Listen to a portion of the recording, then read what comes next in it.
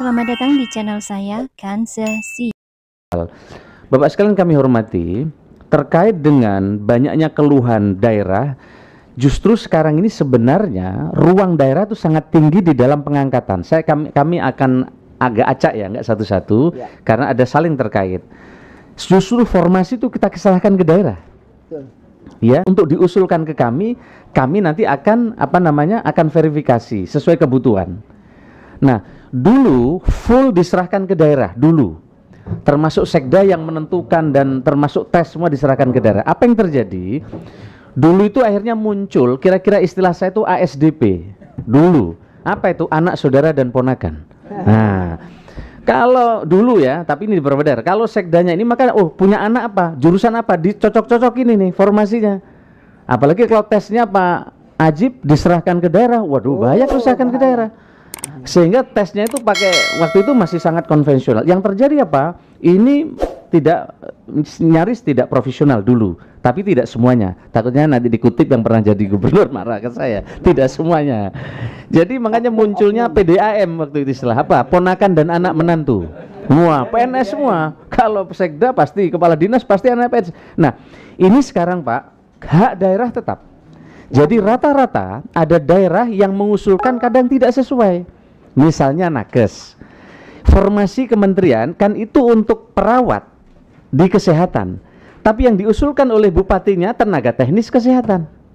Nah, sehingga antara yang diusulkan oleh daerah, kenapa kemudian dipangkas? Karena prioritasnya adalah nakes, bukan tukang ketik di dinas kesehatan.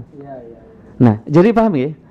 Saya cek juga, akan ada komplain, Pak, kenapa usulan kami kok dirubah sama pusat? Loh iya, prioritas kita ini nakes, bukan tukang antar surat di kantor dinas kesehatan. Nah, sehingga banyak sekali kemudian ini dipangkas, tapi prioritasnya nakes. Nah, kemarin Bapak Ibu, kami sudah umumkan berapa daerah yang mengusulkan formasi, berapa yang tidak. Bapak Ibu kemarin masih dengar, ada banyak formasi yang sudah diangkat, ternyata yang akan dijanjikan oleh Menteri Keuangan menurut mereka ditransfer ke daerah, ternyata daerah tidak menerima transfer pembayaran untuk P3K. Itu terjadi waktu saya jadi bupati juga, di ujung menjabat jadi bupati.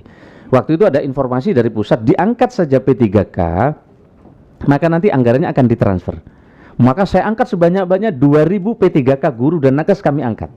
Apa yang terjadi? Begitu diangkat duit nggak ditransfer. Nggak ditransfer. Maka banyak yang sudah diangkat sebagian tidak ada formasinya. Maka di Papua beberapa tempat sampai kantor bupati dibakar karena sudah diangkat tapi tidak ditempatkan. Kenapa? Duitnya nggak cukup. Kebetulan kami di Banyuwangi di Jawa ada PAD yang bertambah, itu 190 miliar, bayangkan. 190 miliar untuk 2000 tadi P3K. Nah, inilah yang terjadi. Begitu tuh pakai APBD, maka struktur pembiayaan daerah dari 30% naik ke 40%. Padahal begitu di atas 30%, daerah tidak berhak mendapatkan reward macam-macam tadi. Nah, inilah yang terjadi. Maka nanti Bapak sekalian gimana menguncinya supaya ini nggak berulang. Ini kan setiap bupati bilang ini terakhir, kan gitu, karena sudah nggak ada kesempatan lagi. Ya sudah 2 periode kira-kira. Ini terakhir, nggak akan ada lagi. Tapi bupati yang terpilih nggak bisa yang terakhir, saya belum ngangkat.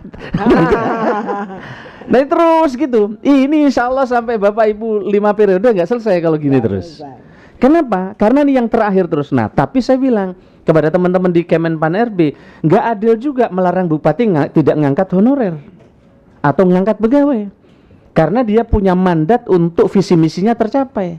Sementara 6 bulan kan nggak boleh memindah dan memberhentikan ASN. Nah, maka gimana caranya daerah ke depan diberi ruang tapi terbatas, terukur, dan kalau enggak diberi sanksi pidana. Maka ini akan diputuskan semua untuk penggantian, entah itu P3K, nanti kan semua jadi P3K, ada P3 penuh dan paruh waktu. Nah, untuk mengganti itu nanti akan ada syaratnya dan harus seizinkan kanrek. Nah, sehingga nanti terutama akan disesuaikan dengan budget. Ini kan banyak dulu, nggak sekarang. Mohon maaf, nanti saya dikutip keliru lagi saya. Enggak, ini sebenarnya untuk tapi kan direkam repot, jadi kita mau pidato sekarang ngomong. Nah, jadi biasanya pejabat kalau mau selesai itu ngangkat sebanyak-banyaknya. Iya betul. Dia nggak ngitung apa jumlah uangnya cukup apa enggak. Cukup apa enggak. Nah, diangkat sebanyak-banyak, bupati yang baru terpilih pusing kepalanya. karena udah diangkat, akhirnya apa yang terjadi? Dia tidak ditempatkan, karena kalau ditempatkan duitnya nggak cukup, tidak bisa bangun jalan. Nah, oleh karena itu Bapak Ibu, di undang-undang ini nanti di PP kita akan kunci dengan kemampuan keuangan daerah. Boleh Bapak angkat, tapi keuangan daerah harus cukup. Yes. Kalau DKI kan kelebihan keuangan. Aman. Nah, kalau perlu saya pindah ke DKI gajinya. Loh, Gubernur Pak. ada sekda di tempat lain tunjangannya itu cuma 5 juta. Di DKI sekda 200 juta. 200 juta. Tunjangannya. Bahkan 300 juta tunjangannya. Jadi kenapa? Karena PAD-nya. PAD-nya. Jadi berdasarkan PAD. Jadi ada daerah yang memang PAD-nya tinggi, dia dapat di situ. Kira-kira gitu. Nah, saya tidak mau cerita soal pembagian karena panjang. Nah, jadi Bapak sekalian, soal formasi kami terus memberikan ruang kepada daerah untuk mengusulkan kepada kami, meskipun di akhirnya ada banyak daerah yang tidak mengusulkan formasi. Nah, Ibu dan Pak sekalian saya hormati, tadi sudah sampaikan juga oleh Pak Abdurrahman Bahmid terkait dengan keluhan di Gorontalo. Ya, waktu itu saya ke Sofivi ya. Maluku Utara. Ah, sekaligus. Itu kosong pegawainya itu. Sebelum saya datang saya keluarkan tim dulu ke sana, bener kosong. Begitu saya datang ramai, ternyata dikerahkan. Saya nggak tahu. Ini mudah-mudahan tidak benar ya. Mudah-mudahan tidak benar. Jadi maka jadi gimana ceritanya? Kantor Jumat Sabtu Kamis Jumat Sabtu ini kosong. Tapi saya nggak tahu. Menurut saya mudah-mudahan tidak benar. Itu baru informasi. Nah, Bapak sekalian saya hormati, penghilangan eselon. Jadi gini.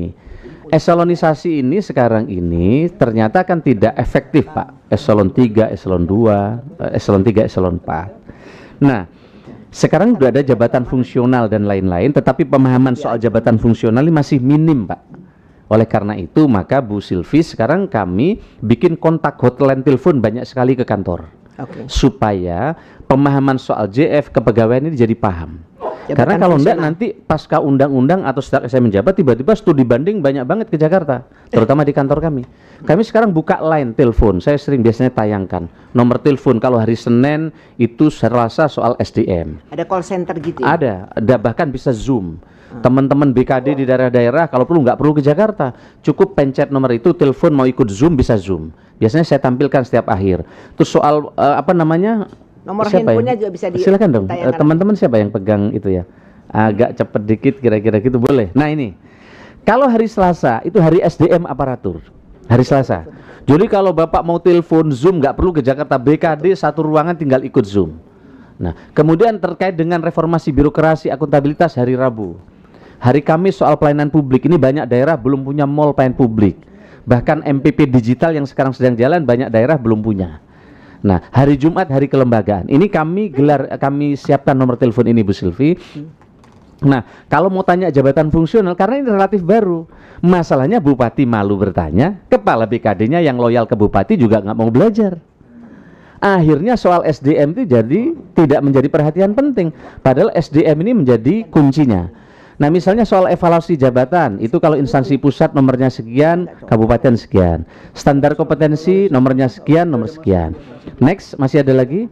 Inilah kami bagi nomor telepon Ibu Silvi, Pak Ketua, Pak Fakhrul, dan juga Pak Philip. Kami bagi ke daerah-daerah supaya ketika kami menjelaskan hal-hal baru, nggak kemudian rekomendasinya Bupati, studi banding ke Kemenpan RB. Karena ada kasus, ada kabupaten ngirim 15 orang ke Kemenpan RB. Ternyata yang datang cuma 3, yang 12 jalan-jalan ke Tanah Abang.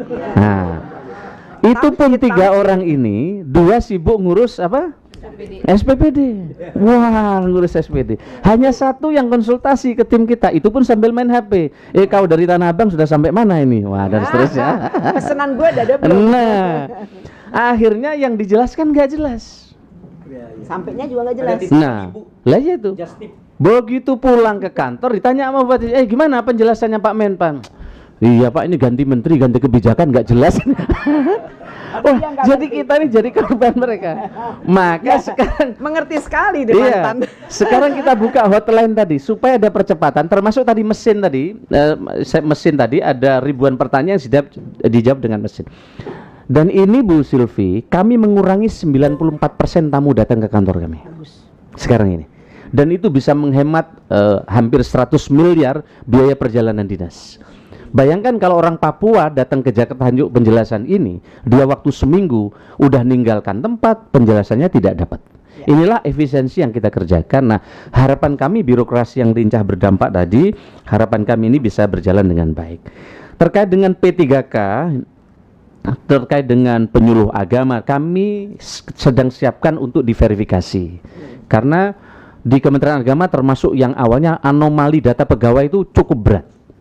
Tapi kita dampingi sekarang, jemput bola bersama BKN, datanya relatif mulai tertata. Kami sampaikan, kalau datanya cukup dan oke, tahun depan bisa kita beri formasi 100.000 supaya segera selesai. Baik agama Kristen, Hindu, Katolik segera selesai. Jadi kami siapkan formasi. Yang tahun ini juga kami siapkan formasi cukup banyak. Nah, kemudian soal yang lain, TNI Polri, nanti teman-teman bisa menyampaikan. Nah, sekarang ini kan ada jabatan-jabatan tertentu yang memang bisa diisi Polri dan TNI. Misalnya ada 14 jabatan tertentu. Jadi tidak seluruhnya, dan juga ada tempat-tempat tertentu yang bisa diisi Polri. Nah, tetapi tahun ini kenapa kalau Polri bisa menempati jabatan ASN, kenapa ASN nggak bisa menempati di Polri? Nah, itulah undang-undang sekarang kita membuka namanya resiprokal. Nah, resiprokal, ya. Bisa aja nanti asrenanya tidak harus dari Polri karena itu menyangkut logistik dan pengadaan, bisa saja dari swasta. Tapi adminnya bisa. Deputi digital di Polri bisa saja dari ASN untuk di sana. Inilah membuka resiprokal. Cuman ini masih menunggu perubahan yang ada di mereka untuk segera menyesuaikan dengan ini. Ibu dan Pak yang saya hormati, terkait dengan nama-nama di, jadi gini, kenapa mereka tidak diusulkan? Ini sebenarnya kewenangan daerah. Kan kami udah kirim surat ke bupatinya, Pak tolong masukkan P3K-nya ini ada berapa untuk didata, tapi syaratnya mereka menandatangani surat pertanggungjawaban mutlak. Tetapi masalahnya ada banyak yang mengeluh tidak masuk di data yang dikirim oleh bupati ke Kemenpan RB. Nah, tetapi data yang masuk dikirim ke bupati pun ini masih kita verifikasi bertahap dengan BPKP. Cuman kalau nunggu ini diverifikasi, nanti baru akan ada perekrutmen terkait dengan honorer P3K dan seterusnya. Ini akan lama, maka kita minta bupati menandatangani surat pertanggungjawaban mutlak. Jika nanti sudah diterima ini ternyata dia tidak benar, masih 3 tahun dianggap 15 tahun, nah berarti mereka nanti akan kena di take down. Karena bupatinya sudah membuat pertanggungjawaban mutlak. Nah, saya kira mungkin kalau benar itu mestinya tidak ada klasifikasi lulusan negeri atau swasta di P3K. Karena syarat di P3K hanya pengalaman. Cuman kemudian memang kita seleksi, kan gitu. Nah, mungkin di proses seleksinya yang di perguruan tinggi mereka lolos. Nah, maka kita sedang mempertimbangkan atas saran teman-teman DPD dan DPR RI, XTHK 2 ini akan kita berikan formula khusus yang nanti akan kita rumuskan karena mereka telah mengabdi cukup lama. Maka Bapak Ibu kemarin, sekaligus saya ingin jawab Bapak sekalian, kemarin itu yang lulus sesungguhnya kan hanya 30%. Saya ingin jawab soal passing grade. Kalau jujur, di tempat lain yang lulus hanya 5%. Bukan kata Departemen Negeri cuma 20% ASN yang mampu dan iya. Jadi kemarin ini, tes kemarin itu rata-rata 30% yang lulus. Sehingga banyak yang kosong, maka kami membuat kebijakan, Bapak sekalian, passing grade tadi nggak kami berlakukan, Pak Ajib. Maka kami, kalau dilakukan passing grade, ini kosong. Di Sulawesi Selatan, Papua ini kosong. Kalau pakai passing grade. Maka yang kami lakukan adalah reformulasi kebijakan itu sehingga sampai 78%. Sehingga kemarin banyak kursi yang kemudian diisi. Itu pun untuk reformulasi ini kami tidak berlakukan untuk yang fresh graduate atau dari pelamar umum. Reformulasi ini hanya untuk PHK 2 dan honorer tadi. Atas keputusan ini selaras dengan usulan DPD dan usulan DPR RI. Tetapi fresh graduate komplain ke kami. Pak Menteri ini nggak adil, mudah-mudahan waduh diberkahi hidupnya. Waduh nggak enak saya. Karena reformulasinya kenapa? Kami sama-sama ikut tes kok yang fresh graduate nggak dimasukkan reformulasi. Kok yang direformulasi hanya honorer. Nah tapi inilah keputusan mandat, andekan ini yang wajib, yang tadi yang sunnah. Maka kami putuskan, kami ambil sekarang. Inilah Bapak sekalian saya hormati, optimalisasi kita lihat tingkat kelulusannya langsung naik sebelum formulasi ini rata-rata ada yang 30%. Jadi Pak Ajib, kami sudah lakukan itu karena kalau kami melakukan standar tadi pasti yang lulus nggak banyak. Bahkan ada satu daerah itu mestinya yang lulus hanya 5%, Pak. Tapi nggak mungkin kami sampaikan di forum ini. Tetapi kami melakukan kebijakan terkait dengan tadi. Nah, kami kira ini begitu juga terkait dengan tenaga teknis daerah kemudian terkait dengan mutasi. Jadi gini, yang Pak Philip dengan Bu yang DKI tadi soal PJ. Jadi dulu untuk bisa mutasi itu 2 tahun. 2 tahun. Dan itu pun harus izin di KSN. Ternyata ini juga ada maksudnya. Kenapa 2 tahun? Karena dulu banyak kepala daerah begitu terpilih ngawur karena bukan relevan tim sukses langsung diganti. Nah, maka dibikinlah aturan 2 tahun. Ternyata belakangan 2 tahun ini menyandra. Ada orang yang dilantik untuk dinas kebersihan dan dinas pasar. Ternyata begitu dilantik dia bekerjanya nggak bagus. Pasar tetap kotor, kebersihan tidak terbukti. Artinya kinerjanya buruk. Kalau dipertahankan 2 tahun, maka ini akan mengganggu kinerja. Nah, oleh karena itu Bapak sekalian, kami telah keluarkan surat edaran yang terbaru bahwa mutasi boleh tidak sampai 2 tahun selama ada penilaian kinerja. Ya. Penilaian kinerja. Iya, selama pertanggungjawaban. Nah, penilaian kinerja selama ini kan tahunan Bu Rini ya. Nah, tahunan. Nah, Ibu waktu jadi pejabat di meja langsung ada kinerja tahunan. Yang anehnya Ibu hanya milih 2, baik dan baik sekali. Nah, kalau dinilai kurang Bapak nggak disapa sama Ibu sama bawahan. Yang pernah jadi bupati pasti ngerasa. Ini kan jadi repot. Hasil simulasi kita, kinerja individual kita 99% karena pilihannya baik dan baik sekali. Padahal kinerja organisasinya mungkin di bawah 50%. Nah, nanti di undang-undang ini sudah kita rubah, boleh di atas 6 bulan selama ada penilaian kinerja 3 bulanan. Nah, dengan syarat tertentu. Ini kita lihat Pak sekalian datanya, bayangkan ini. Kinerja individu ASN itu 99,76% bagus. Tapi kinerja individunya, ini individu, Bapak kalau jadi bupati pilihannya 2, nilai orang baik atau baik sekali. Begitu Bapak dinilai kurang baik, gak disapa di bawah itu. Karena formatnya begitu. Nah, sekarang sudah kita rubah. Nah, Pak sekalian kami hormati, yang soal DUB tadi juga kami jawab, begitu juga soal pindah ke IKN kami juga sudah siapkan Pak sekalian. Soal BLUT nanti saya minta Pak Abah untuk jelaskan, begitu juga terkait dengan Satpol PP. Kenapa? Oh iya. Ya, jadi ini semestinya sudah tidak panjang lagi. Kami kemarin sedang membuat SOP baru karena ada PJ, beliau baru dilantik, tapi pejabatnya sudah diganti semua oleh orang sebelumnya. Nah, padahal mereka belum berkinerja. Maka kita minta dalam 3 bulan beliau memberikan penilaian kinerja. Dan setelah melakukan penilaian kerja, kemudian nanti ada surat pertanggungjawaban nanti ke BKN sama ke kami untuk ditembuskan. Ini semata-mata menjaga merit system saja. Iya, untuk ditembuskan. Karena di BKN kan ada wasdal. Wasdal di BKN, iya. Iya, enggak, nanti perlu koordinasi. Nanti Pak Abah saya minta menjawab. Soal Satpol PP kita sudah masukkan formasi. Memang Pak, kalau formasi undang-undang kemarin Satpol PP harus ASN, harus PNS. Tetapi undang-undang yang baru untuk penyidiknya harus PNS. Tetapi Satpol PP tidak harus jadi PNS. Tapi namanya misalnya nanti Tramtip misalnya. Tramtip ya, untuk merubah supaya mereka tidak di PHK massal, sehingga yang penting mereka aman.